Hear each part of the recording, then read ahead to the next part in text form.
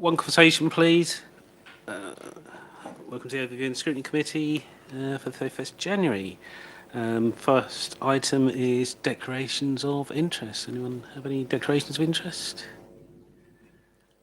Nope. Apologies for absence and substitute, James.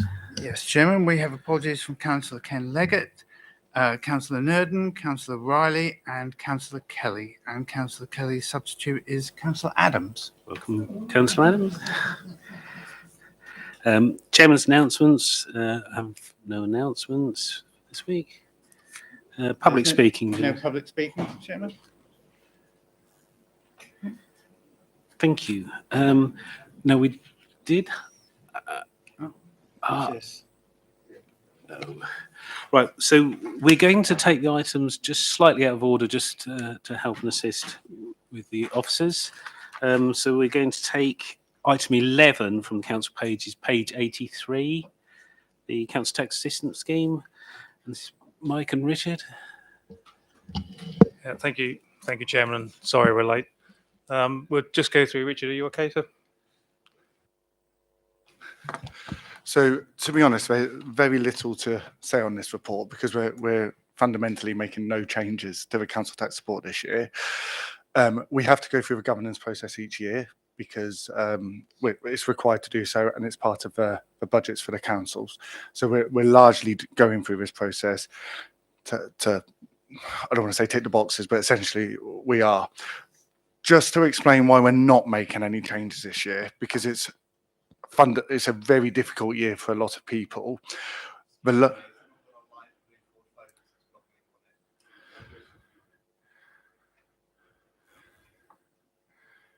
Would you like me to pause, Chair, or should I keep going? Let's keep going. Okay.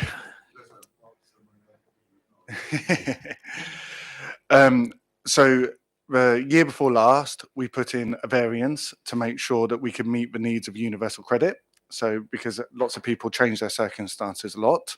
So that's addressed a massive problems which a number of other organisations are now trying to catch up with.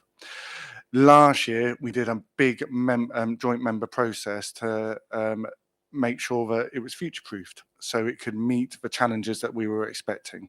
So the reason we don't need to make any changes this year is because we've already made the changes to make sure that we can meet the needs of our residents. Okay. The process next is to recommend to Cabinet. It then goes to Council for voting. That's it.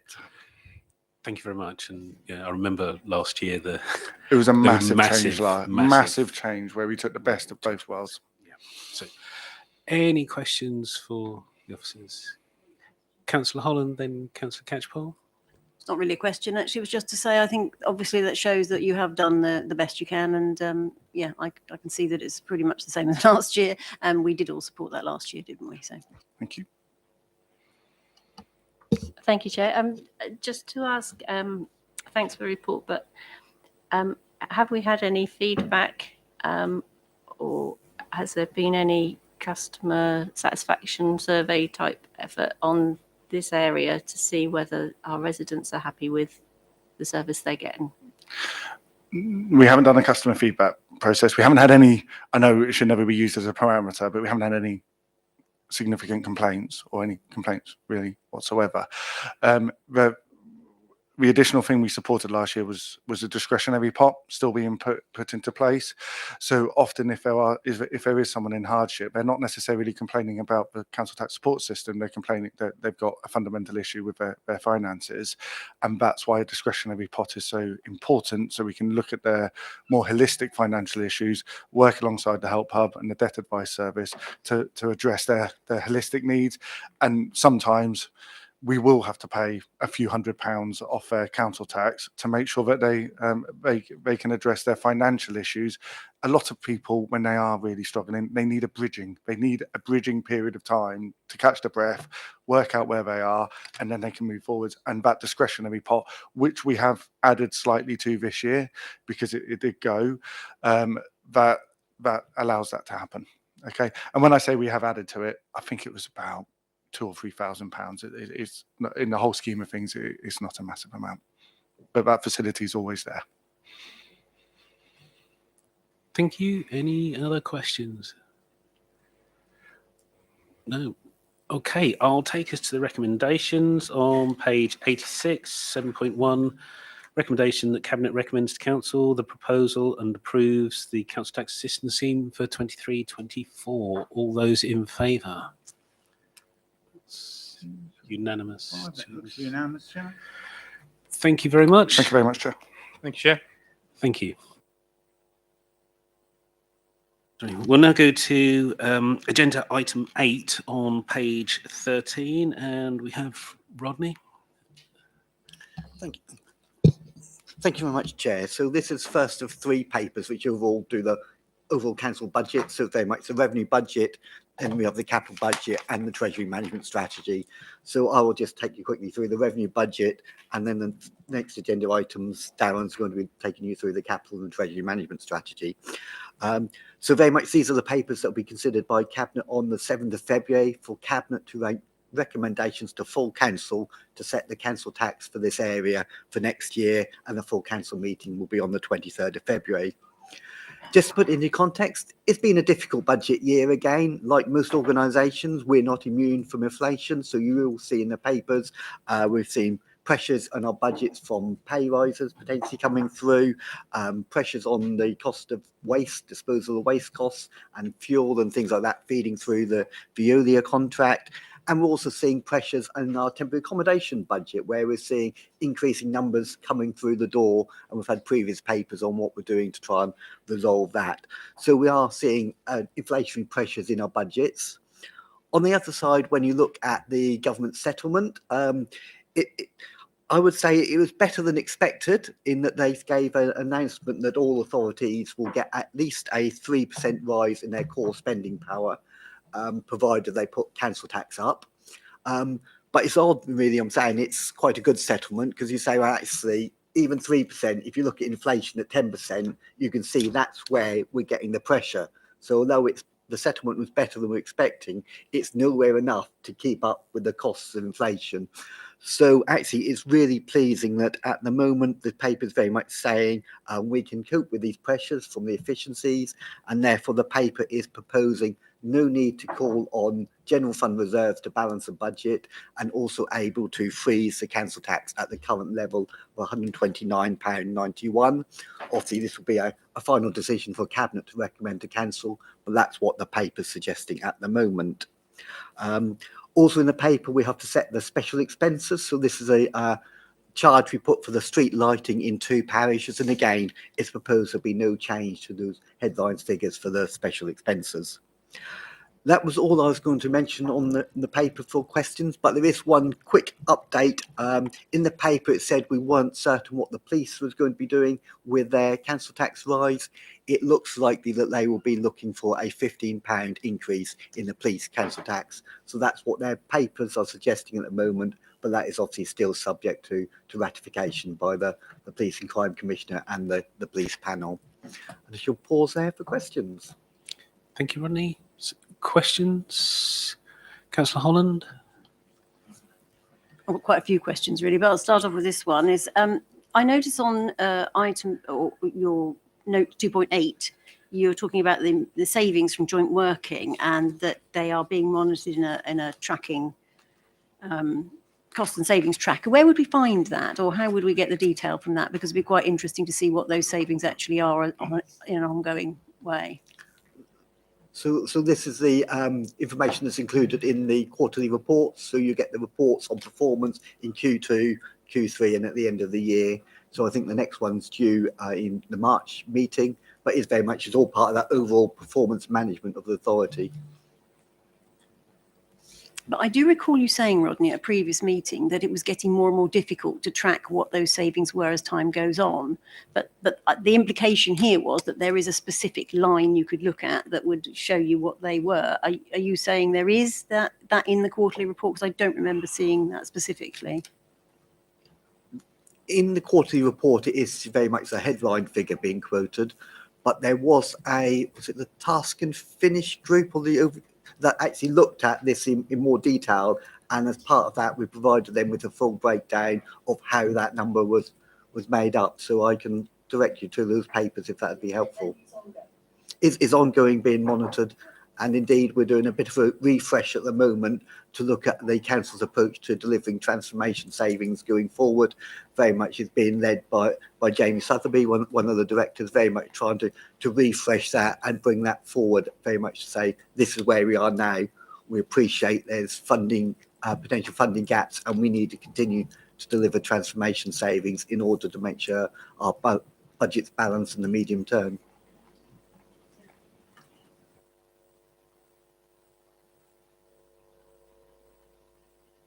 If you answer or ask all your questions, and then if anyone can. Well, my next question relates to the funding gap, the projected funding gap, and I noticed that you're saying that we can manage that. What I guess I'm asking really is, under 8.8, you say there is a strong argument for council tax rises to be implemented to protect the tax base. So are you confident that we have sufficient levels of reserves now to more than we actually need as a base in order to fund this particular year, and that it will then carry on? It looks to me on the tables you've given that it's carrying on funding that gap, and we're just getting reducing reserves over the next sort of 4 or 5 years. Am I correct in thinking that the recommended figure is 1.2 million? It was last year, I believe, but I just wondered if it still is. And are you confident, therefore, that we can afford the tax freeze, as you say, this year without going into revenue or reserves, but ongoing, it looks as though our reserves are dropping? Right. Yes, I'm confident, as I said, in paragraph 8.6, it is affordable in the short term to very much not increase council tax. Obviously, every year that council tax is not put up, you lose £250,000 worth of income. So very much it means we will need to deliver an extra £250,000 worth of efficiencies in future year in order to balance budget. But these budget gaps are achievable. We believe there's transformation savings that are still to be found and to delivered that would help match those budgets. But in some ways, it would be easier for me to be able to say, let's put up council tax, because actually that is an extra £250,000, which would help in the medium term.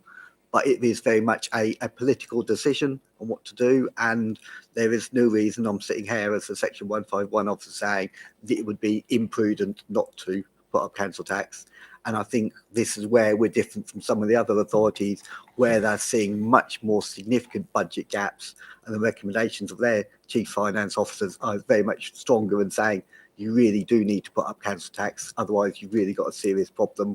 We're not there yet, but obviously it would be nice if we did put up council tax, as it would make that future funding easier. But again, it is ultimately your political decision. Sorry.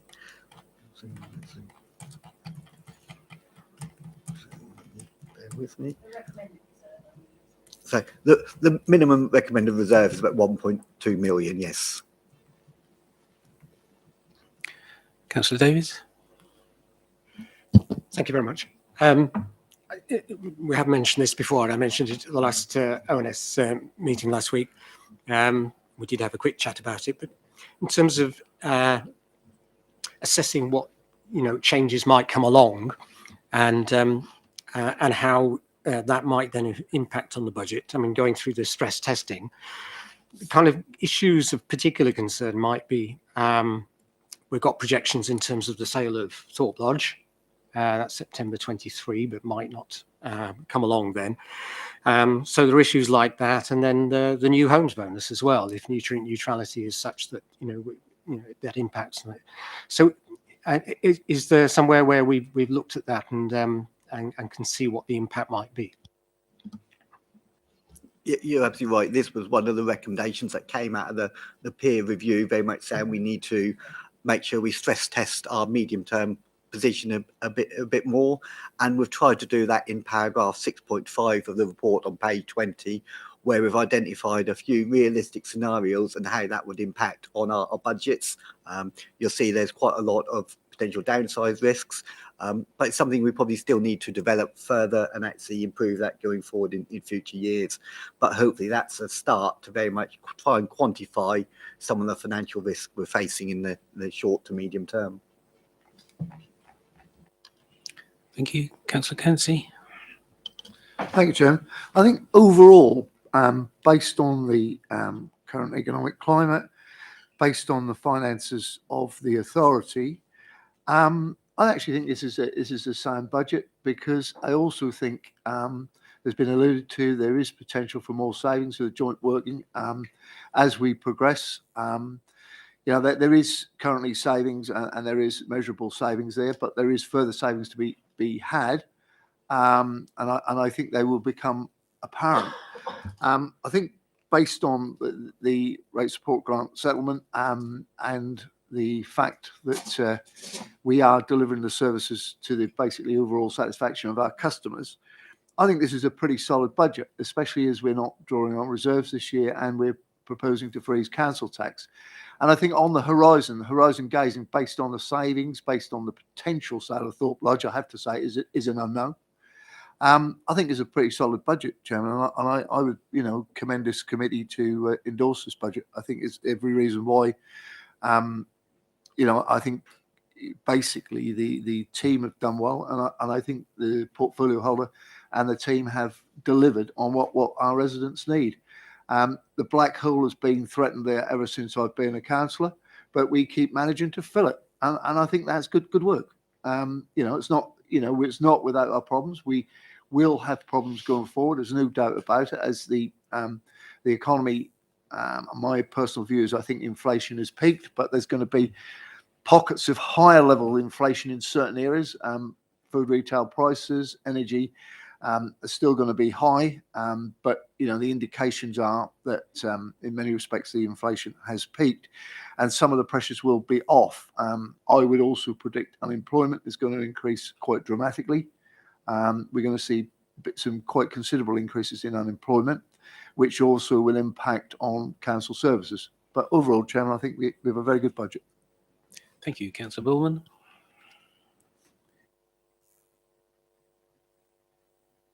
Thank you, Chairman. Clearly, what we would not want to do is to make Roddy's life exceptionally difficult.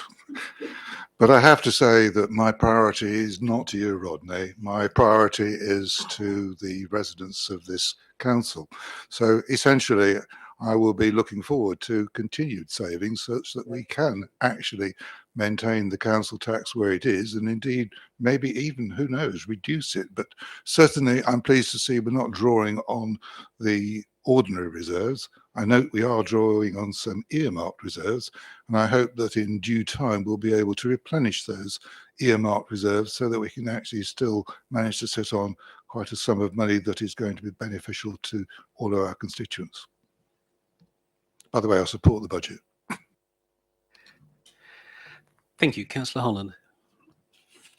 I did notice in the actual figures on page 26, there seems to be investment income, which looks to be 1.1 million. And I think in the draft figures you gave us back in November, it was about 504,000. I'm assuming that's due to the rise in interest rates. Is that correct?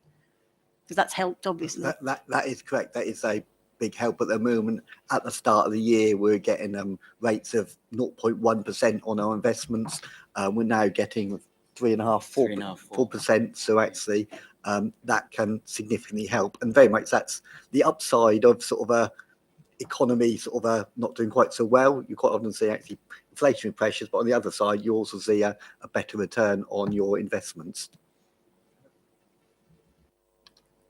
Yeah, Chairman, can I just add to that? I think that's historically the basis of a well-managed authority, because we have got reserves and every cloud has a silver lining. And when we've got reserves, obviously interests on investments, as you will know, are greatly enhanced. So therefore that money comes back to the authority, and the ability for us to use that money in a good way actually potentially benefits all, specifically the council taxpayers. Those authorities who basically don't have high levels of reserves and able to invest well, obviously can't take advantage of a rising interest rate scenario on savings. So again, I'd have to say prudent budgeting. Thank you. Councillor Holland, Councillor Catchpole. Thank you, Chair. Rodney, I wonder if you could just give me an idea of, I'm interested in the current negotiation for staff increase in their salaries. If there were to be, so it's assumed in here in the budget that there is a 3% pay increase, and that's what's being budgeted for. But if there were, for example, a 4% pay increase negotiated, that extra 1%, how many pounds does that equate to from our budget in 1 year? So, extra, 1 extra percent is about £75,000 extra pressure for this council's budgets. So it's manageable within 1 or 2%. If you're talking significant, then actually could increase. But again, I'm sure the chief of staff will be able to update a bit on the negotiations as they're progressing. Right. And can I just come back? Sorry. So a 1% council tax increase for our residents, how much would that bring back to the council? So £1 increase gives you sort of £50,000.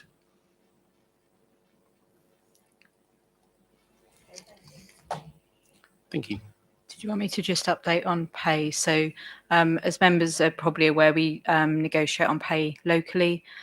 So we have had the submission from Unison for the local pay settlement for 2023-24. Still feels like that's a future year, but 2023-24. And we've actually got a first discussion with Unison this afternoon to start discussing next year's pay settlement. Thank you. Any more questions? No. Okay, I'd like to. Oh, sorry, I missed you saying that.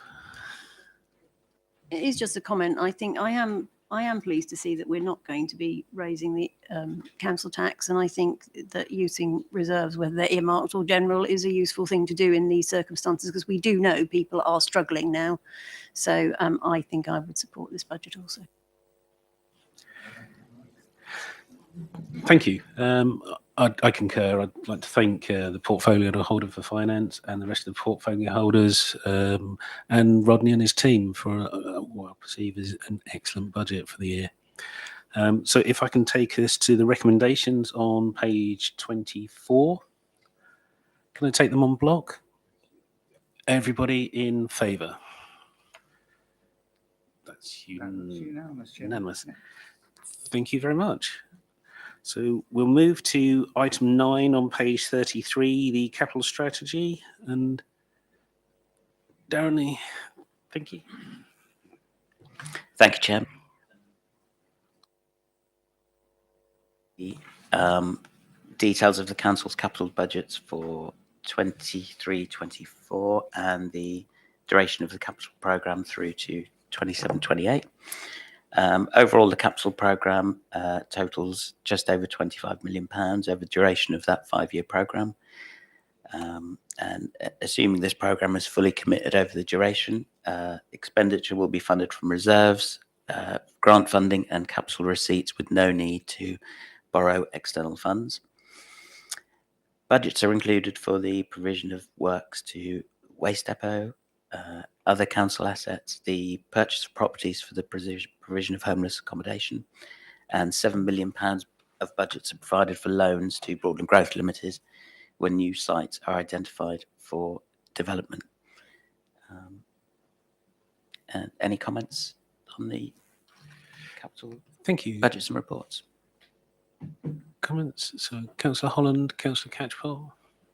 Yeah, my only comment would be it doesn't look very different actually from last year's capital management strategy, does it? So, yeah, it seems the only thing I notice is that the Broadland growth is a slightly lower percentage, and I presume that's, I'm not sure what that might be for or why, but it's fairly minimal amount, isn't it?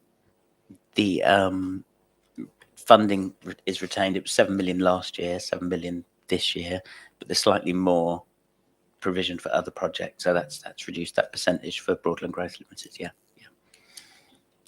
Councillor Catchpole.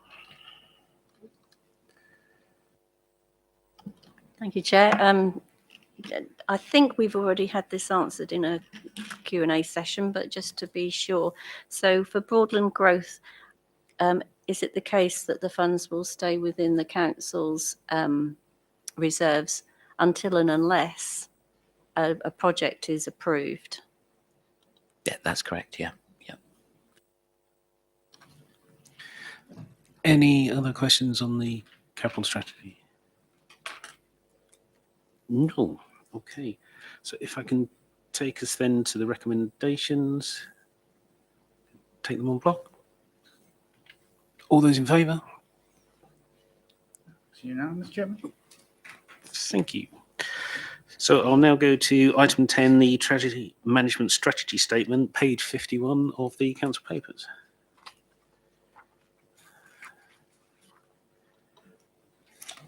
Thank you. So we're required to produce a Treasury strategy by statute every year. The format of the report is very, very similar year to year. There are no major changes to the report, although the updated SIP for Treasury guidance does provide more emphasis on the importance of authority funding and any potential borrowing an authority takes to be used for projects in the council's area. So there have been cases in the past of authorities that have utilised funds for commercial investments or commercial reasons, but SIPFA and the Treasury are very much emphasising the fact that we use funds for local projects. That's not really a huge issue for Broadland, as we don't predict that we're going to have to borrow any funding for capital programming. The strategy is built on the three main principles of security, liquidity, and yield. The report includes the annual policy statement, the annual investment strategy, counterparty risk issues, and the scheme of delegation, and notes on interest rates and other economic issues from our Treasury advisors. So I'll take any questions on the Treasury strategy, please. Thank you. Thank you, Darren. Thank you. Any questions? None at all. Okay, if I take us to page 60, and there's 7 recommendations there, we'll take them on block. All those in favour? I'm Unanimous. not sure it's unanimous. Yeah, it is. Yeah. Thank you. We'll next move to item 12, Health and Wellbeing Partnership Funds. There's Abigail.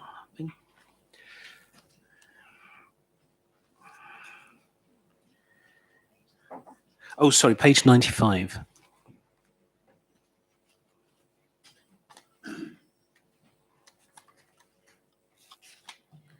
Thank you, Chair. So I'm the Health and Wellbeing Partnership Officer, and I have had the pleasure of working on the Broadland Health and Wellbeing Partnerships for the last few months. So just to give a really brief outline of the paper, we're bringing this report to you firstly to explain the funding that the Council holds for allocation by the partnership and also get the necessary delegations. And secondly, just to officially introduce the partnership to you and the opportunity that it presents us with. So to give a bit of context, the integrated care system was formed last summer and the health and wellbeing partnerships were part of that structure, so they're still relatively new. They bring together the strategic colleagues from county and district councils, health services, BCSE sector and other partners. So they were formed on district boundaries to emphasise their local focus on the individual and focus on addressing the wider determinants of health to avoid health crises. So our portfolio holder, Fran, chairs the meetings. The Broadland Partnership has already seen some really amazing examples of partners coming together to agree and carry out projects collectively and start to think strategically about tackling the complex problems facing the health and wellbeing of Broadland residents now. There's already a real feel from partners that this is really worth investing their time into, and they want to be a part of what we're doing here. So looking at the funding, the partnerships were given £300,950 from Public Health and COVID recovery funding in 2022 to allocate by the partnerships. Broadland District Council was purely just the holder of this funding, and it's intended to be allocated by the partnership. So the funding's going through Broadland to the partnership. The Director of People and Communities has already got the relevant delegation to spend this money under previous COVID delegations in 2021. However, the Better Care Fund has been another funding stream from County Council, where £82,000 was allocated to 3 projects across South Norfolk and Broadland partnerships. So here, Broadland Council, as a partner, was successful in their bids being chosen and will now receive the money from NZC. But before this money is released, we need delegated authority from the Director of People and Communities in consultation with the relevant portfolio holder to enable this money to be spent and allocated as intended. A further funding stream that we're aware of will be £204,750 across 2 years from Public Health, which is expected in April. So finally, after consulting with the Section 151 officer, we're recommending that firstly, we need delegated authority to accept monies offered to Broadland District Council by the Health and Wellbeing Partnerships to the Director of People and Communities in consultation with the portfolio holder for finance. And secondly, to delegate the spend of any health and wellbeing partnership money allocated to Broadland Council to the Director of People and Communities in consultation with the portfolio holder for communities, housing and planning. So I'll stop there, but this is a really exciting time to be leading in health and wellbeing. So I would be more than happy to chat through anything afterwards. Thank you. Thank you very much. So I've got Peter Bullman. Anybody else? Natasha, and then Sue. Peter? Looking through the report, I can't see anywhere which actually tells me how many people have been helped under these various headings that you've mentioned. So I have no feel for how much good it's actually doing. So whilst they're relatively new, we are collating all the information from all the projects that we're currently doing. So we are tracking how many people that we're reaching and the interventions that we are doing. So you should be able to see that soon. We do, so whilst the projects are kind of still starting, we've got one that has delivered, so Solar Housing has delivered a women's accommodation project, and we know that 11 women have so far, just in that building, have been helped so far. But I'll present a report on that later. Thank you. Natasha? Thank you, Chair. I see this covers the Mindful Towns thing here. I did read an article about this being rolled out in Aylsham, I think, and Wyndham. I was just curious, when this does go to individual towns, is there money in the budget for the hire of rooms to roll this out on a local level? Or do the individual towns and councils have to pay for it themselves and refreshments and all of that? Thank you. That is a good question, and my colleague's leading on this one, so I will ask them, and as soon as I go, I will let you know. Councillor Holland, then Councillor Cansley. Well, actually, part of my question was just asked by Councillor Bullman. It looks really good. My only reservation is always we do seem to get a lot of delegated authorities for spending, which always slightly worries me.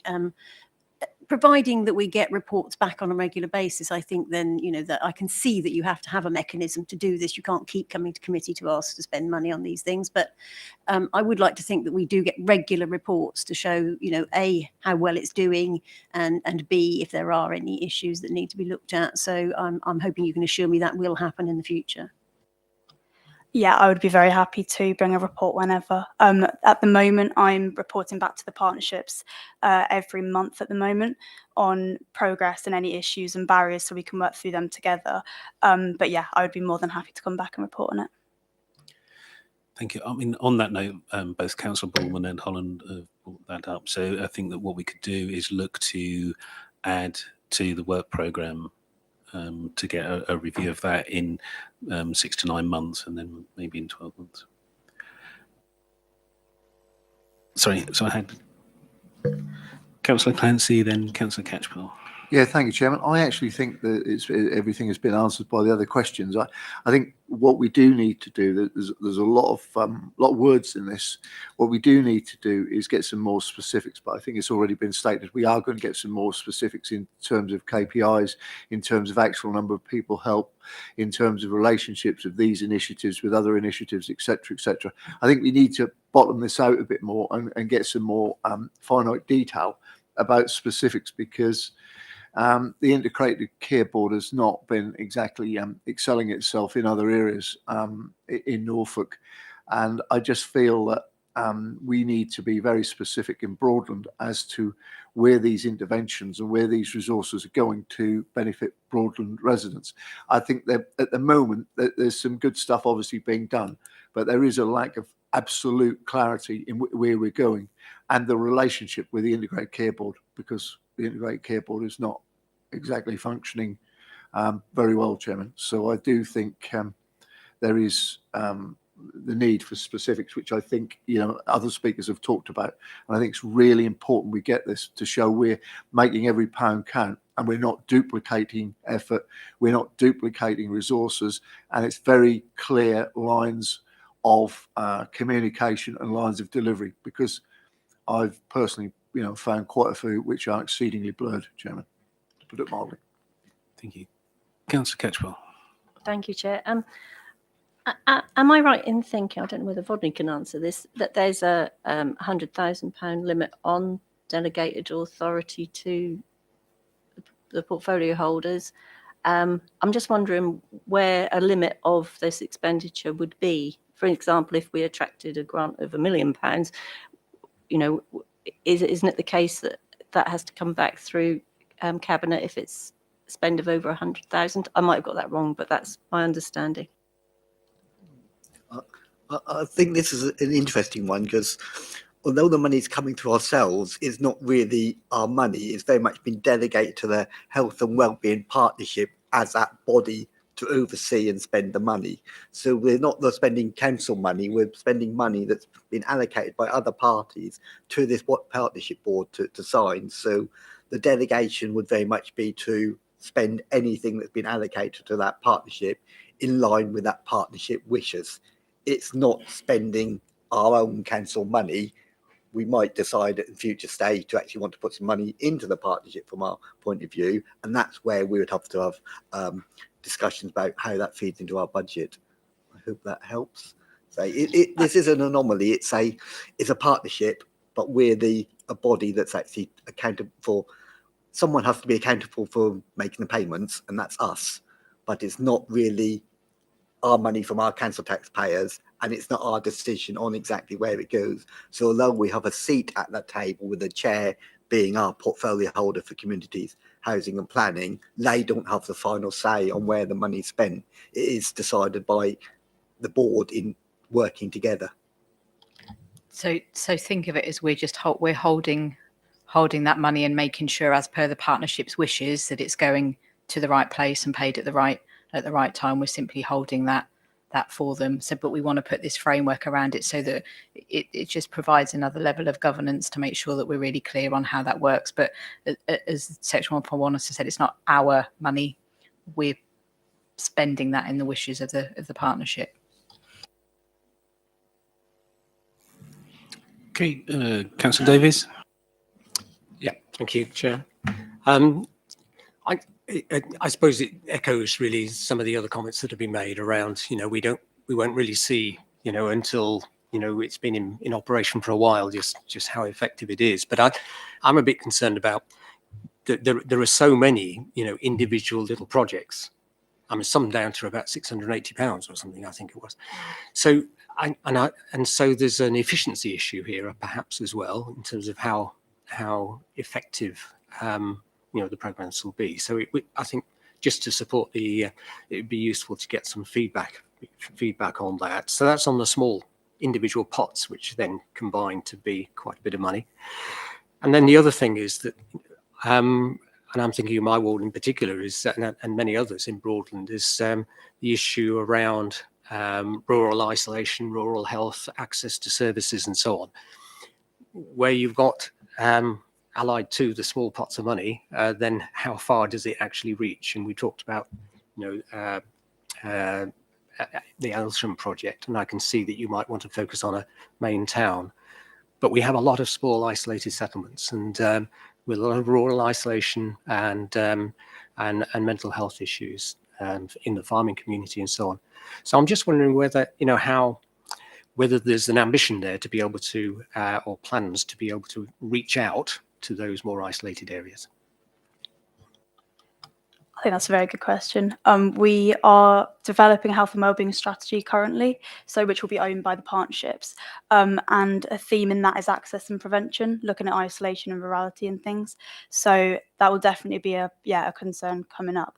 And I completely understand the concern about whether this will actually, you want to see the actual effect on our residents. So I'll bring that report. And because they are just starting, we didn't expect to see anything yet. It has only been a few months, and this is a completely new group of people working together in a really exciting way. So there will be benefits, and it's an exciting opportunity, definitely.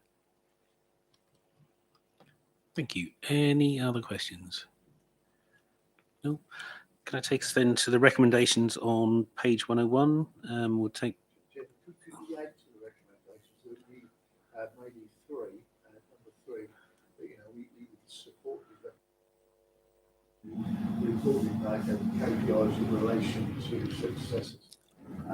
I think what we've done already is that we've said that we would add that to the work programme, and in the work programme, then the report would come forward. So I think it would need to.